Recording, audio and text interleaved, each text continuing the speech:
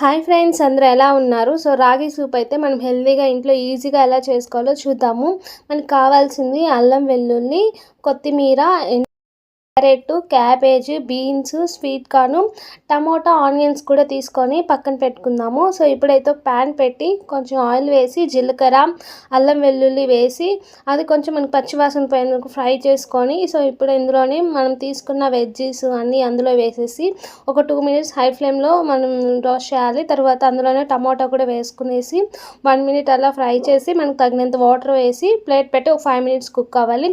So ఈలోపు మనం రాగి ఫ్లోర్ తీసుకొని వాటర్ వేసి ఉండలు లేకుండా కలిపి 5 మినిట్స్ తర్వాత మనం ఇందులో వేసుకునేసి బాగా కలుపుకోవాలి. ఒక 2 మినిట్స్ అలా ఇది బాగా కుక్ అయిన తర్వాత కొత్తిమీర, ఇందులోనే నిమ్మరసం కూడా వేసేసి బాగా కలుపుకొని వేడివేడిగా దీన్ని సర్వ్ చేసుకోవడం. అంతే, టేస్ట్ అయితే సూపర్ ఉంది. ఐ హోప్ ఈ వీడియో అందరికీ నచ్చింది. నచ్చితే లైక్ చేసి